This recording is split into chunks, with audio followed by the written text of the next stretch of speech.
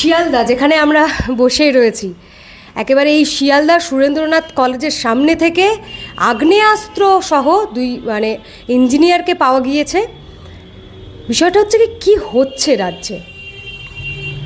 দেখো, পশ্চিমবঙ্গের শিয়ালদা বা সুরেন্দ্রনাথ কলেজ বা কোচবিহার আলিপুরদুয়ার বলে আলাদা করে কিছু নেই। গোটা পশ্চিমবঙ্গ জুড়ে তৃণমূল কংগ্রেসের শাসনে একটা দুষ্কৃতীদের রাজ হচ্ছে। খোলা হাতে আগ্নেয়াস্ত্র অ্যাভেলেবেল পাওয়া যাচ্ছে, যে যেখানে পাচ্ছে সেখানে সে আগ্নেয়াস্ত্র রমরমা। এবং সম্প্রতি আমরা লক্ষ্য করেছি, খাস কলকাতা শহরের ঘটনা, মালদার ঘটনা, যেখানে শাসক দলের নেতাকে শুট আউট পর্যন্ত হতে হয়েছে। আসলেই এটা হচ্ছে যে দুষ্কৃতীদের ওপরে যখন শাসকের কোনো কন্ট্রোল না থাকে, অর্থাৎ দুষ্কৃতীরাই যখন শাসককে কন্ট্রোল করে, তখন এই ধরনের ঘটনাই প্রতিদিন দেখা যায়। আরজিকর কাণ্ডে দেখা যাচ্ছে যে নির্যাতিতার বাবা মা বলেছেন যে সঞ্জয়ের ফাঁসি তারা চান না, এবং তারপর থেকেই এবং মুখ্যমন্ত্রী পদত্যাগের দাবিও তারা তুলেছেন। শাসক দলের নেতারা, মন্ত্রীরা, সাংসদরা তারা বেলাগাম একেবারে আক্রমণ করে চলেছেন। কেউ বলছেন রাজনীতি করছে তিলোত্তমার বাবা মা, কেউ আবার বলছেন যে দেখা যাবে যে হয়তো সঞ্জয়ের জন্য পুষ্টিকর খাবার জেলে নিয়ে যাবে। দেখো, এই সমস্ত কথাবার্তাগুলো বলবার আগে যদি রাজনীতি করার কথা প্রসঙ্গে বলি, এই রাজ্যে কি শুধুমাত্র তৃণমূল কংগ্রেস আর মমতা বন্দ্যোপাধ্যায় রাজনীতি করবেন? আর কেউ কি রাজনীতি করবেন না? সাধারণ মানুষ, রাজ্যের বিভিন্ন রাজনৈতিক দলগুলো, তারা কি রাজনীতির প্রশ্নগুলো তুলবেন না?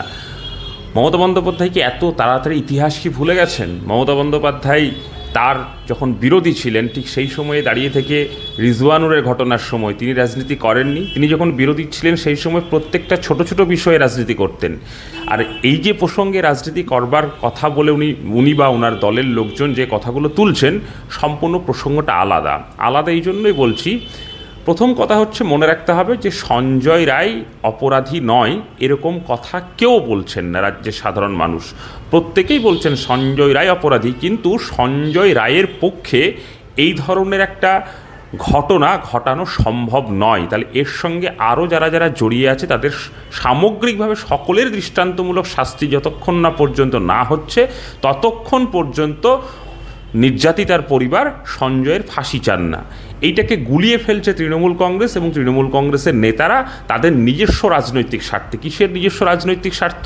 যে সঞ্জয় রায়কে তড়িঘড়ি ফাঁসিতে ঝুলিয়ে দিলে হয়তো অনেক বড় বড় ঘটনা, অনেক বড় বড় নামগুলোকে আড়ালে চলে যাবে।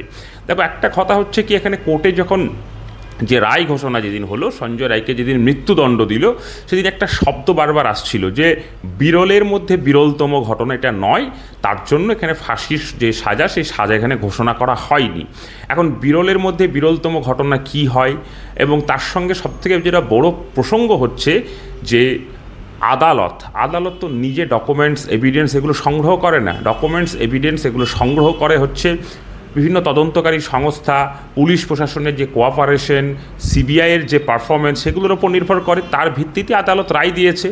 এখন দীর্ঘ চর্চা হতে পারে যে মৃত্যুদণ্ডের পক্ষে না বিপক্ষে, সে নিয়ে থিওরিটিক্যাল প্রচুর আলোচনা হতে পারে, কিন্তু একটা ঘটনা খুব স্পষ্ট, এই যে আরজিকরের যে ঘটনা ঘটেছে, এটা একটা যে ঘটনা, এই ঘটনা হচ্ছে অন্য অনেক ঘটনা থেকে সম্পূর্ণ রকম আলাদা, এবং এই ঘটনার জন্য স্তম্ভিত হওয়াটা খুব স্বাভাবিক, এবং সেই কারণেই পশ্চিমবঙ্গের সাধারণ জনগণ স্তম্ভিত হয়েছিল। কেন স্তম্ভিত হয়েছিল?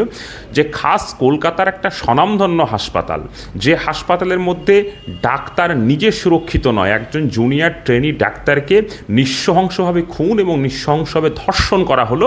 এবং তারপরে দেখা গেল যে বিভিন্ন প্রশ্ন উঠে এসছে তার দেহকে পোস্টমর্টেম করা নিয়ে প্রশ্ন উঠেছে তার দেহর সঙ্গে দেহকে পরিবারের লোককে দেখতে দেওয়া না দেওয়া নিয়ে প্রশ্ন উঠেছে পরিবারের লোকের সঙ্গে সেই সময় কি ব্যবহার করা হচ্ছে সেগুলো নিয়ে প্রশ্ন উঠেছে, তড়িঘড়ি যে সমস্ত পোস্টমর্টেমের বিষয়গুলো এসছে সেগুলো প্রশ্ন এসছে। কিন্তু সবথেকে যেটা বড় প্রশ্ন, যে সঞ্জয় রায়কে এখন মৃত্যুদণ্ডের সাজা শুনিয়েছে আদালত, সেই সঞ্জয় রায় কিন্তু ওই হাসপাতালে কোনো স্টাফ নয়। যে সঞ্জয় রায় চাইলে রাত 12টা, রাত 2টো হাসপাতালে যে কোনো জায়গায় পৌঁছে যেতে পারে। এই হাসপাতালে পৌঁছে যাওয়ার জন্য তার যে অবাধ গতিবিধির জন্য হাসপাতাল কর্তৃপক্ষের, হাসপাতালের যারা মাতব্বর, তাদের সঙ্গে নিশ্চয়ই সঞ্জয় রায় সম্পর্ক ছিল। এটা যে 1 নম্বর। 2 নম্বর হচ্ছে যে হাসপাতালের যে প্রিন্সিপাল, সেই প্রিন্সিপালকে নিয়ে অজস্র প্রশ্ন উঠেছে। সিবিআইও তার বিভিন্ন ডকুমেন্টস, এভিডেন্সকে নষ্ট করবার কারণে তাকে হেফাজতেও নিয়েছিল। এই সন্দীপ ঘোষের বিরুদ্ধে যখন রাজ্যের সাধারণ মানুষ, জুনিয়র ডাক্তার আওয়াজ তুলছিল, ঠিক সেই সময় দাঁড়িয়ে দেখা গেল যে সন্দীপ ঘোষকে বাঁচানোর জন্য তাকে একটা প্রাইজ পোস্টিং রাজ্যের সরকার করে দিল। আবার উল্টো দিকে আমরা দেখলাম কি কলকাতার পুলিশের একজন আধিকারিক, একজন ডাক্তার, তৃণমূল ঘনিষ্ঠ ডাক্তারকে ফিঙ্গারপ্রিন্ট বিশেষজ্ঞ বলছে অভিজ্ঞ দেখে। এইগুলো থেকে একটা জিনিস পরিষ্কার হয় যে একটা বড় মাথা আছে, যে মাথার উপরে ছাতা ধরছে রাজ্যের শাসক দল তৃণমূল কংগ্রেস। তাদেরকে বাঁচানোটা হচ্ছে ওদের দায়বদ্ধতা। এবং এই খুন ধর্ষণের সঙ্গে নিশ্চিতভাবে মেডিকেল স্বাস্থ্য দপ্তরের যে দুর্নীতি, সে দুর্নীতি যুক্ত আছে। এবং সর্বোপরি যেটা খুব অবাক লাগলো, যে আমরা লক্ষ্য করেছি, পশ্চিমবঙ্গের মানুষ লক্ষ্য করেছে, যে দোষীদের শাস্তির জন্য মমতা বন্দ্যোপাধ্যায়ও কিন্তু রাস্তায় নেমেছিল। সেদিন কিন্তু মমতা বন্দ্যোপাধ্যায় দোষীর শাস্তি, সঞ্জয় রায়ের ফাঁসির কথা বলেনি, দোষীদের শাস্তি, দোষীদের ফাঁসির কথা বলেছিল। তাতে মমতা বন্দ্যোপাধ্যায় মনে করতেন হয়তো সেদিন পর্যন্ত যে এই ঘটনা একা কারোর পক্ষে ঘটানো সম্ভব নয়। আর সর্বশেষ যে ঘটনাটা, যখন মৃত্যুদণ্ডের সাজা শোনানো হলো, মমতা বন্দ্যোপাধ্যায় অবলীলায় বলছেন যে আমাদের হাতে থাকলে আমরা ফাঁসি করিয়ে দিতাম। মমতা বন্দ্যোপাধ্যায় ফাঁসি করানোর কে? মমতা বন্দ্যোপাধ্যায় বিচার ব্যবস্থার উপরে মমতা বন্দ্যোপাধ্যায়ের এতটা কন্ট্রোল, তাহলে মমতা বন্দ্যোপাধ্যায় যদি ফাঁসি করিয়ে দেওয়ার এত ক্ষমতা থাকে, তাহলে কামদুনির ঘটনাটা কি ঘটলো? পার্কস্ট্রিট কেন বিচার পেল না? কাটোয়া, খোরজনা, কুশমুন্ডি, রাজ্যের অজস্র নারী নির্যাতনের ঘটনা কেন বিচার পেল না? এই প্রশ্নের উত্তর দিতে হবে। মদন মিত্র বলছেন অভয়ার বাবা মাকে যে কত টাকা প্রয়োজন। আচ্ছা, টাকা দিয়ে কি সবার মুখ বন্ধ করা যায়?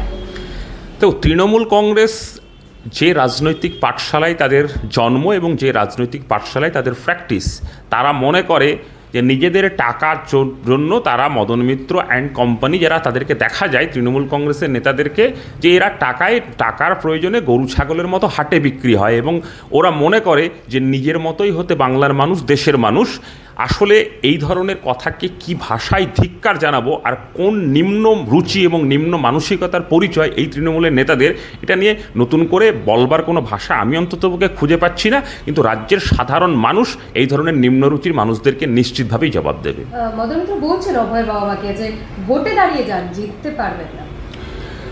দেখো, নির্বাচনে কি দাঁড়াবে কি দাঁড়াবে না, কোনো রাজনৈতিক দলে অংশগ্রহণ করবে কি করবে না, সেগুলো নিতান্তই তাদের ব্যক্তিগত ব্যাপার, এবং সেটা নিয়ে আমার বলবার কিছু নেই। কিন্তু এই মদন মিত্র বা মমতা বন্দ্যোপাধ্যায়রা এই রাজনীতিটা অনেক আগে থেকেই করেন। আজকে যে রিজওয়ানুরের মাকে নিয়ে যে ইনসাফ চাই বলে গোটা পশ্চিমবঙ্গকে উত্তাল করেছেন মমতা বন্দ্যোপাধ্যায়, আজকে রিজওয়ানুরের মা কিন্তু ইনসাফ পায়নি, কিন্তু রিজওয়ানুরের দাদা সে কিন্তু তৃণমূলের এমএলএ হয়ে গেছেন। তাই মমতা বন্দ্যোপাধ্যায়ের বা তৃণমূল কংগ্রেসের কাজ এটাই যে তার লুঠেরা বাহিনী, লুম্পেন বাহিনী অত্যাচার করবে, ধর্ষণ করবে, চুরি করবে, দুর্নীতি করবে। কেউ একটু চিৎকার করলে কাউকে ভয় দেখিয়ে কাউকে টাকার বিনিময়ে কিনে নেওয়ার যে চেষ্টা ও অপচেষ্টা তারা বারে বারে করেছে, সেই বগডুই থেকে শুরু করে রাজ্যে অজস্র ঘটনা তার প্রমাণ। এরা মনে করে থাকে যে প্রতিটা ক্ষেত্রেই একই পদ্ধতির মধ্য দিয়েই তাদের যে কাজ, সে কাজ তারা করবে। কিন্তু আজও আনিস খানের বাবা ইনসাফের জন্য লড়াই করছে। আজও আমার বিশ্বাস তিলোত্তমার বাবা, তিলোত্তমার পরিবার, তারা প্রকৃত ইনসাফ, সব দোষীদেরকে শাস্তির দাবিতে তারা লড়াইটা চালিয়ে যাবেন, এবং সেই লড়াইয়ে সব সময় আমরা পাশে আছি।